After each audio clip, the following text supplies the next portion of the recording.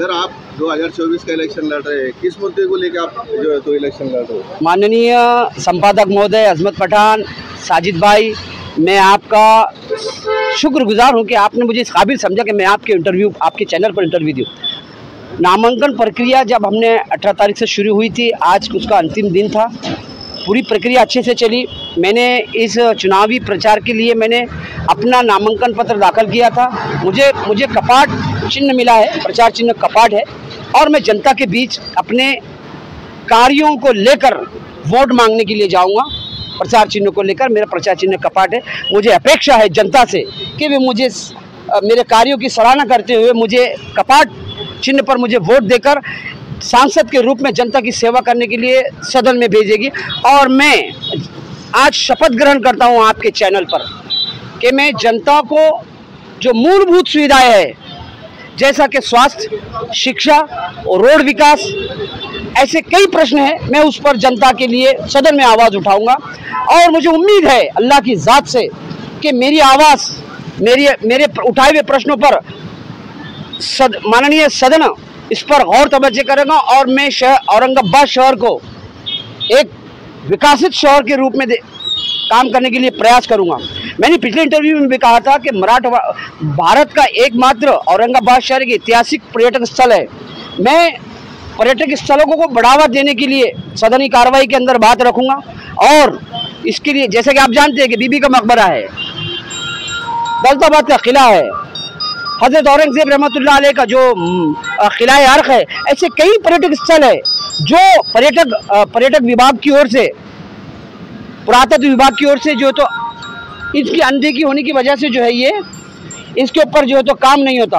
तो मेरे काम में यही प्राधान्यता रहेगी कि मैं इन स्थलों को एक अलग से बजट मुहैया करवाकर इनका जो है तो पुनर्वसन का, इनका जो है तो नवीनीकरण करवाऊंगा और शहर को एक डेवलप करने के लिए मेरा प्रयास रहेगा। आपके सामने मजबूत उम्मीदवार है चंद्रकांत। देखिए, कोई मजबूत नहीं है। चंद्रकांत खैरे जी को जनता ने 20 साल दिए। आज भी शहर अविकसित है, आज भी सारी समस्याओं से शहर हमारा जूझ रहा है। देखिए आप, पानी प्रश्न, रोड विकास नहीं हुआ जितना होना चाहिए था। औरंगाबाद एक स्मार्ट सिटी के नाम से जानी जाती है, लेकिन ये स्मार्ट सिटी नहीं है। स्मार्ट सिटी के बजट से जो पैसा खर्च हुआ था वो विकास कार्यों में लगा। किसी जनप्रतिनिधि ने, चाहे इम्तियाज भाई होने दो या चंद्रकांत खैरे जी होने दो, इन दोनों ने जो प्रयास करना चाहिए था शहर के विकास के लिए, वो प्रयास पूरी तरह से नहीं किया गया। तो जनता ने इनको आजमा लिया। अब दोबारा मैं ये समझता हूँ कि एक चीज़ को आजमाने के बाद में दूसरी चीज़ को आजमाना, मैं समझता हूँ कि ये बेवकूफ़ी है। हमने एक चीज़ को आजमा लिया, दोबारा हमने उस चीज़ को आजमाना नहीं चाहिए। तो मैं युवा हूँ, काम करना चाहता हूँ जनता के बीच, जनता की समस्याओं पर काम करना चाहता हूँ। 25 साल का मेरा एक्सपीरियंस है। तो मैं जनता से आपके चैनल के माध्यम से विनती करता हूँ कि जनता मुझे, मेरी भावनाओं को समझे। मैं जनता के लिए ऐतिहासिक काम करना चाहता हूँ, क्योंकि मैं ऐतिहासिक नगरी में पैदा हुआ हूँ और मेरा पहले से ही कार्य जो है ऐतिहासिक कार्य रहे हैं और मैं ऐतिहासिक कार्यों पर काम करूँगा। जनता से विनती करता हूँ कि 13 मई को सोमवार के दिन मुझे मतदान करें और मुझे विजयी करें। हिंदू मुस्लिम का रूप और देखिए, ये इन चंद्रकांत खैरे जी ने भी मैं हिंदू सम्राट, हिंदू इम्तियाज भाई मुसलमान, जनता को आप अपना प्रतिनिधि चुन रहे हैं। जनता को इस बात का ध्यान में रखकर मतदान करना होगा कि हम अपना प्रतिनिधि चुन रहे हैं। वहाँ सदन में जाने के बाद में चंद्रकांत जी कह रहे हैं कि मैं हिंदुत्ववादी हूँ, इम्तियाज भाई कह रहे हैं कि मैं मुस्लिमवादी हूँ। तो आपको वहाँ धर्म का प्रचार करने के लिए नहीं जाना है, आपको वहाँ जाना है जनता की समस्याओं को सुलझाने के लिए जाना है। तो मैं इन लोगों से, इन शहर की जनता इनसे तंग आ गई। हिंदू मुसलमान, मैं जनता से वोट मांगता हूँ इंसानियत के नाम पर। मुझे जनता की समस्याओं पर काम करना है, तो मुझे इंसानियत को प्राधान्यता देनी होगी, तभी मैं जनता के काम कर पाऊंगा।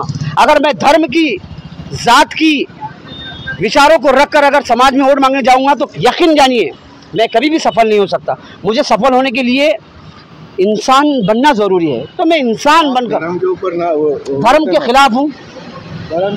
मेरा भारत का संविधान धर्मनिरपेक्ष है।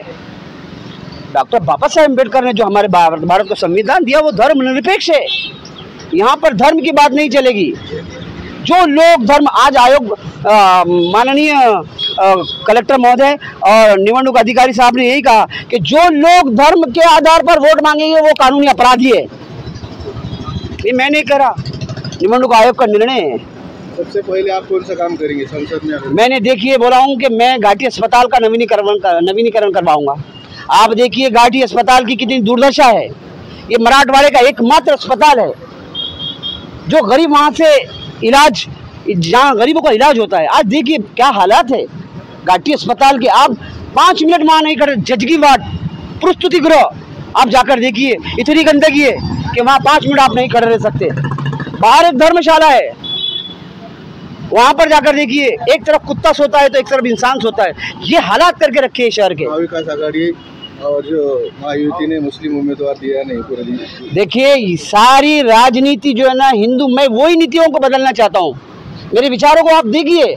मैं कह रहा हूँ आज जितनी भी जाति, जितनी भी पार्टियां हैं, इन्होंने सब धर्म के लोगों को अपनी अपनी जातियों में बांट रखा है। भारत का विकास तब होगा जब आप धर्म से ऊंचा उठकर जो है तो विकास कार्यों को प्राधान्यता देंगे। आज पार्टियां क्या कर रही है, बात यही है सामने आ रही है। महाविकास आघाड़ी ने मुस्लिम कैंडिडेट नहीं दिया होगा, उनकी नीति में नहीं होगा, लेकिन आप उसको धर्म का आधार क्यों दे रहे?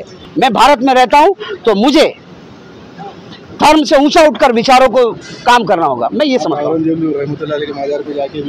हजरत औरंगजेब रहमतुल्लाह अलैह एक भारत के ईमानदार राजा रहे गुजरे, इस पर कोई शक नहीं है।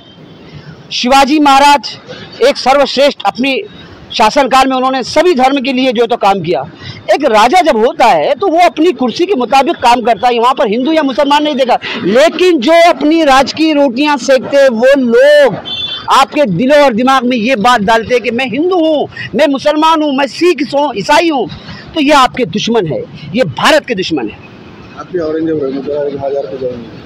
हजरत औरंगजेब रहमतुल्लाह अलैह से बैर रखना कोई अगर आप इतिहास पढ़ेंगे तो मैं समझता हूँ कि हिंदू भाई भी हजरत औरंगजेब रहमतुल्लाह अलैह को मानेगा, क्योंकि उनको इतिहास पढ़ने की ज़रूरत है। भारत में कई राजा गुजरे हैं, उसमें से एक हजरत औरंगजेब रहमतुल्लाह अलैह भी थे। उन्होंने अपने शासनकाल में कभी हिंदुओं को बुरा नहीं कहा। मैंने उनको पढ़ा हूँ, अपने पूरे शासनकाल के अंदर उन्होंने हिंदुओं को बुरा नहीं कहा, लेकिन भ्रम ये फैलाया गया कि हिंदुओं के ये विरोधी थे। मुस्लिम उम्मीदवार भी बोल रहे हैं कि हम उनको जो तो हमारे उनको कोई ताल्लुक नहीं। देखिए ये इम्तियाज भाई ने स्टेटमेंट दिया, मुझे शर्म आती है। एक सांसद होते हुए उन्होंने ऐसा अपशब्द कहा हजरत औरंगजेब रहमतुल्लाह अलैह को लेकर कि मैं उन्हें नहीं जानता। अरे ठीक है, आप नहीं जानते भाई, आप क्यों उनका नाम का सहारा लेकर अपनी रोटियां सेक रहे हैं? हिंदू भाइयों के दिल में जगह बनाना चाहते हैं आप। अरे शर्म आती है आप पर। एक सांसद इतनी नीचे दर्जे की बात करता है कि मैं औरंगजेब को नहीं जानता हूँ, मैं शिवाजी महाराज का मावड़ा हूँ। अरे आप अगर काम करते ना तो आपको मंदिरों में जाने की जरूरत नहीं पड़ती, आपको मस्जिदों में जाने की जरूरत नहीं पड़ती। आप मस्जिदों का सहारा ले रहे, आप मंदिरों का सहारा ले रहे। झूठे हैं आप, अधर्मी हैं जो धर्म का आधार राजनीति के लिए कर रहे हैं। मुझे शर्म आती है। अगर आप जनता के मूलभूत सुविधाओं पर काम करते, चाहे वो हिंदू होने दो, बौद्ध होने दो, या सिख होने दो, ईसाई होने दो, अगर उसका इंसाफ करते तो आपको मंदिर में जाकर घंटा बजाने की जरूरत नहीं पड़ती। लोग खुद बोलते कि यार ये काम करने वाला आदमी है, हम इसको वोट देंगे। आज जनता ने आपको नकार दिया। अरे घंटा पिकोड़ रहे ये लोग, झूठे हैं ये, मक्कार है ये, धर्म का सहारा लेकर राजनीति करते। अब्दुल अजीम इनकलाब एक वाइस शख्स है जो धर्म का सहारा नहीं लेता बल्कि मानवता की बात कर जनता के पास में वोट मांगने की। 8 दिन 15 दिन के बाद पानी आ रहा है, शर्म आनी चाहिए इम्तियाज भाई को भी और माननीय चंद्रकांत खैरी जी को भी। 20 साल आप सांसद रहे, क्या विकास किया? शहर को आपने पानी नहीं दिया। इम्तियाज भाई ने बात की, लेकिन आज तक वो पानी प्रश्न हल नहीं हुआ। जनता आपसे नाराज है। एक बार जनता ने आपको आजमा ली, दोबारा आपको जनता नहीं आजमाएगी। इससे पहले आप संसद में जाते तो कौन सा काम पहले करें? मैंने बोला हूँ, मैं विकास कार्यों को मेरा पहला काम तो यही रहेगा कि शहर के विकास के मुद्दे के ऊपर मैं प्राधान्यता दूंगा। कौन से काम करें? मैंने गिनवाया हूँ कि मैं घाटी अस्पताल का नवीनीकरण करवाऊंगा, मैं पर्यटक स्थलों को डेवलप करने के लिए सदर्मी कार्रवाई के अंदर बात रखूंगा। धन्यवाद आपका। अस्सलाम वालेकुम।